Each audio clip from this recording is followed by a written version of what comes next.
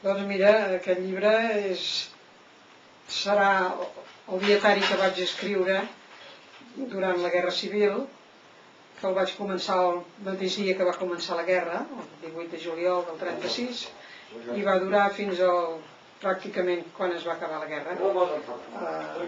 Uns dies abans d'entrar als nacionals vaig deixar d'escriure.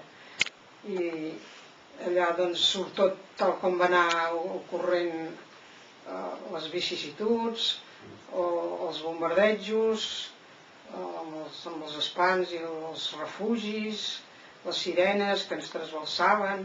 Primer baixàvem tots en un pis de baix de l'edifici, perquè jo estava en un quart pis, i van manar que els pisos alts baixessin en els pisos baixos de la mateixa casa per resguardar-se d'una bomba que pogués caure. I sí, al principi tothom, així que tocava la sirena, ja baixaven per les escales amb els paquets de lo més estimat, les criatures amb la nina, i baixaven. Però després ja va anar canviant, ja no teníem tanta ànsia, ja ens anàvem curtint, i ja vam decidir, al final de tot, ja no ens movíem.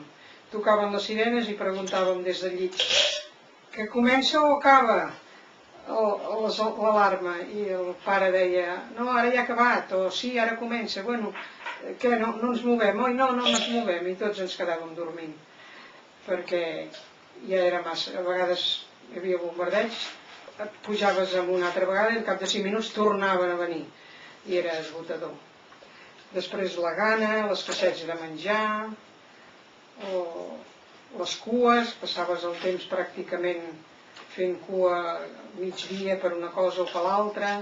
Els aliments, quan corria la veu: a tal botiga han obert un sac de patates, tothom a fer cua per patates.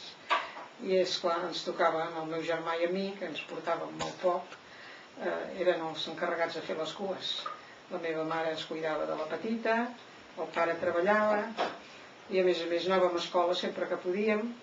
Jo sempre m'havia agradat molt anar a escola, escrivia, em van fer unes cròniques allà, i doncs entre una cosa i l'altra, mira, em anava esplaiant. I així va ser com vaig acabar el dietari.